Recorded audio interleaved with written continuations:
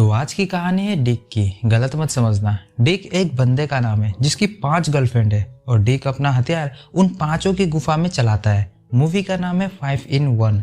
कहानी की शुरुआत में हम देखते हैं कि मिया अपने प्यार एलन से शादी कर रही थी, जहां मिया की दोस्त लेक्सी, लाना, मारिया और रेली चारों डबल मीनिंग बातें कर मिया और एलन को शादी की बधाइयां दे रही होती है। जिसके बाद हम जॉनी डेकर नाम के आदमी का फ्यूनरल देखते हैं। जॉनी को सब प्यार से डिक बुलाते थे।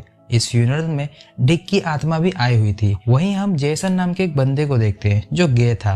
वही डिक की बहन सोफी आती है जो कि एक नन थी। सोफी डिक के असिस्टेंट बर्नी को बताती है कि उसकी कुछ प्रॉपर्टीज उसके करीबियों में बांट दी जाए। अब डिक के करीब कौन था ये सोफी को पता नहीं होता, इसलिए वो प्लान बनाती है कि आए हुए लोगों में से वो डिक की एक्स गर्लफ्रेंड को बुलाकर उसे सारी प्रॉपर्टी दे देगी। इस प्लान का पता जेसन को भी चल चुका था और वो ये बात सब लोगों को बता देता है कि जो भी डिक की एक्स है उन सभी को प्रॉपर्टी में हिस्सा मिलेगा। तो जब सोफी डिक की एक्स गर्लफ्रेंड को हाथ उठाने को बोलती है तब वहां बैठे जितने भी लोग थे, चाहे वो मेल हो या फीमेल, उन सभी ने अपना हाथ उठा लिया था। ये देखकर सोफी शॉक्ड हो जाती है। जेसन तो सबके सामने बोलने लगा था कि डिक और उसका एक बेटा भी है, पर जेसन की बातों पर कोई विश्वास नहीं करता और सब मिलकर उसकी बेइज्जती कर देते हैं। अब धीरे धीरे बहुत सारे लोग डिक की गर्लफ्रेंड होने का दावा करने लगे थे, जिससे उन सभी में बहस होने लगी थी। तो सोफी चिल्ला चिल्ला कर उन्हें शांत करवा देती है। सोफी को पता था कि उसका भाई लड़कियों में इंटरेस्टेड था, तो वो सबको शांत करवा कर 5 लड़कियों को चुनती है जो सच में डिक की एक्स गर्लफ्रेंड थी। तो अब हम इन 5 की लव स्टोरी जानेगी कि कैसे डिक इनकी लाइफ में आया और कैसे उसने उन सबकी गुफा को सुरंग में बदल दिया। पहली लव स्टोरी है लाना रोस और डिक की। लाना रोस एक स्टूडेंट है जो एक बेकरी में पार्ट टाइम जॉब भी करती है, पर उस बेकरी का मैनेजर लाना को बहुत ही टॉर्चर कर उसे छुट्टी वगैरह नहीं देता था। वैसे लाना को छुट्टी पढ़ाई के लिए चाहिए थी। अब डिक को लाना बहुत पसंद आई थी तो वो उससे फ्लर्ट करता है, लेकिन लाना पर उसके फ्लर्ट का कोई असर नहीं होता क्योंकि लाना दुखी थी। डिक मैनेजर के बारे में जानकर लाना से पूछता है कि अगर उसने उसकी प्रॉब्लम खत्म कर दी तो क्या वो उसके साथ डेट पर जाएगी। लाना हाँ बोल देती है क्योंकि उसे लग रहा था कि डिक कुछ नहीं कर पाएगा, पर डिक इस बेकरी के ओनर को जानता था जिसे कॉल करके वो बेकरी पर बुला लेता है। फिर क्या, वो ओनर मैनेजर को निकाल रही थी, पर लाना डिक को बोलती है कि वो मैनेजर को नहीं निकाले क्योंकि उसे इस बात का जिंदगी भर गिल्ट रहेगा कि उसकी वजह से किसी बुरे आदमी की नौकरी चली गई थी। तब डिक भी उस मैनेजर को उसकी नौकरी से नहीं निकलवाता। इसके बाद लाना डिक के साथ अपने ही बेकरी में डेट पर जाती है, जहां मीठी मीठी बातें कर डिक लाना का दिल जीत लेता है। एंड देन पहले इनकी जबान एक दूसरे से मिलती है और देखते ही देखते वो अपने कपड़े उतार एक दूसरे में लिपट गए थे। फिर क्या था, डिक भी अपने घोड़े को तैयार कर लाना को उसकी सवारी करवाता है। लाना को भी इसी सवारी की बहुत जरूरत थी, जिसके बाद से उसका मन पढ़ाई में और ज्यादा लगने लगता है। प्रेजेंट में हमें बेरेन बताता है कि उनकी खुदाई वो भी चोरी छुपे देखा करता था। तभी वहाँ डिक की पार्टनर आ जाती है, जिसे बेरेन जैसे तैसे करके वहां से भगा देता है। वहाँ लॉन्ड्री वाली भी आई थी, जिसके साथ बेरेन वहां से चला जाता है और डिक की जान बच जाती है।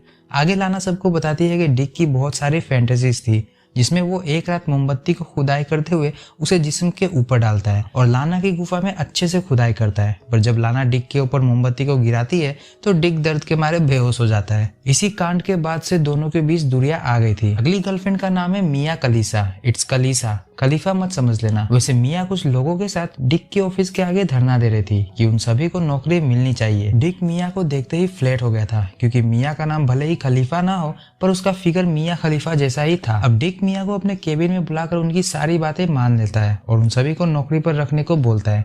मिया और उसकी पूरी टीम को अब नौकरी मिल गई थी। बीच बीच में डिक मिया को कुछ गिफ्ट्स भी दिया करता था, जिसे देख ऑफिस के सभी लोग समझ गए थे कि डिक मिया को पसंद करता है। मिया भी समझ रही थी कि डिक उस पर चांस मार रहा है। इसी बीच मिया से मिलने उसकी माँ आ जाती है। मिया की मॉम उसे छोड़कर चली गई थी, जिस वजह से मिया उनसे बहुत ज्यादा दुखी थी। जब मिया घर के बाहर रो रही थी तब डिक उसे फोन करता है और मिया डिक के घर जाकर उसे किस करने लगती है, वो भी रोते हुए। तब डिक उसे रोककर उसकी प्रॉब्लम को सुनता है। डिक के अंदर सिर्फ वासना वाली इमोशन नहीं थी, वो एक अच्छा हेल्पफुल इंसान भी था। तो वो अपनी बातों से मिया का दिल हल्का कर उसे वापस घर भेज देता है। ब्रायन को डिक के सारे अफेयर्स के बारे में पता था क्योंकि अभी भी डिक की कोई और गर्लफ्रेंड थी। फिर भी वो मिया की गुफा की खुदाई करने में काफी ज्यादा इंटरेस्टेड था। इसके बाद मिया डिक के लिए ऑफिस में लंच लेकर आई थी, पर डिक को लंच के बाद डेजर्ट खाने की आदत थी, तो मिया अपने कपड़े उतार कर डिक को डेजर्ट की जगह अपने झील का नमकीन पानी पिलाने लगती है। डिक भी अच्छे से मिया के झील का पानी पी अपनी प्यास बुझाकर वासना की भूख मिटाता है। बेरेन ने यहाँ भी डिक और मिया की खुदाई देख ली थी। मुझे तो लगने लगा है कि बेरेन ने ही ये मूवी डायरेक्ट की है, क्योंकि उसे डिक के सारे राज और सारी डिटेल्स पता थी। अब मिया बताती है कि उनकी रिलेशनशिप बहुत ही अच्छी चल रही थी। वो ऑफिस के वॉशरूम में ही डिक के घोड़े की सवारी करती। ऑफिस में कोई नहीं रहता तो पूरे ऑफिस में डिक उसे अपने घोड़े पर बैठाकर दौड़ाता था। पर मिया के हिसाब से भी डिक को फैंटेसीज पसंद थी, इसलिए एक दिन वो सिक्योरिटी गार्ड की स्टिक लाता है और उसे मिया को मारते हुए उसकी खुदाई करने लगता है। तभी वहाँ सिक्योरिटी गार्ड अपनी स्टिक ढूंढते हुए वहाँ आ गया था। मिया तो छुप गई थी, पर डिक को सिक्योरिटी गार्ड के सामने शर्मिंदा होना पड़ता है। इसी इंसिडेंट के बाद से ही डिक और मिया के बीच भी दूरियां आ गई थी। अब नंबर आता है थर्ड गर्लफ्रेंड का, जिसका नाम है मारिया ओसाका। मारिया एक बहुत ही बड़ी बिजनेस वुमेन है और जब शुरुआत में डिक कैफे में लाना की ले रहा था तब मारिया ही उसे मिलने आई थी। एक इवेंट के दौरान मारिया और डिक एक दूसरे से मिलते हैं, पर उनमें कुछ अच्छी बॉन्डिंग नहीं बनती। लेकिन डिक उसके कंपनी को कुछ डोनेशन दे मारिया के दिल में जगह बना लेता है। इसके बाद वो साथ में डिनर करते हैं और दोनों के बीच डेटिंग चालू हो गई थी। मारिया अपने डेट के नाम की परछाई से निकल अपना नाम बनाना चाहती थी, तो डिक उसे समझाता है कि वो ऑलरेडी कई लोगों के लिए फरिश्ता बन चुकी है। जिसके बाद वो अपनी कार में ही एक दूसरे के कपड़े उतार कर लिपट चुके थे। पहले मारिया डिक के लॉलीपॉप को मजे से चूसती है, फिर कार में ही डिक मारिया को अपने रॉकेट पर बैठाकर उसे तारों की सैर करवाता है। भाई पैसा हो तो हर कोई तुम्हारे आगे झुक सकता है। ये बातें बेरेन भी समझ चुका था, क्योंकि वो अभी कार के बाहर उनकी खुदाई ही देख रहा होता है। आगे मारिया बताती है कि अब डिक उसके घर में भी आने लगा था ताकि वो उसकी प्रोजेक्ट में मदद कर सके। पर तभी मारिया के डैड वहाँ आ जाते हैं, तो डिक को चोरी छुपे वहाँ से भागना पड़ता है। पर मारिया के डेट का ड्राइवर डिक को पकड़कर डिक के सारे कपड़े उतरवाने के बाद उसे वहां से जाने देता है। लेकिन अगली बार जब डिक मारिया के घर आता है तो मारिया सेक्सी कपड़े पहन उसका वेट कर रही थी। इसके बाद डिक मारिया के कपड़े उतारकर सोफे पर उसकी खुदाई करता है, पर मंजिल तक पहुंचने से पहले ही वहां मारिया के डेट एक बार फिर आ जाते हैं, जिनसे छुपते छुपाते डिक वहां से भाग जाता है। अब चौथी गर्लफ्रेंड का नाम लेक्सी लॉरिस है, जो कि बालकनी से कूदकर अपनी जान देने वाली थी। पर डिक उसे समझाता है कि जीने की वजह नहीं बची हो तो जीने की वजह ढूंढो, क्योंकि एक दिन मरना तो सभी को है। डिक लेक्सी को लंच पर चलने को बोलता है, तो लेक्सी भी थोड़ा एटीट्यूड दिखाने के बाद लंच पर जाने के लिए तैयार हो जाती है। लंच पर डिक को पता चलता है कि लेक्सी को उसके पेरेंट्स और फैमिली ने घर से निकाल दिया है। प्रेजेंट में लेक्सी के पास कोई नहीं है और न ही रहने के लिए कोई घर है।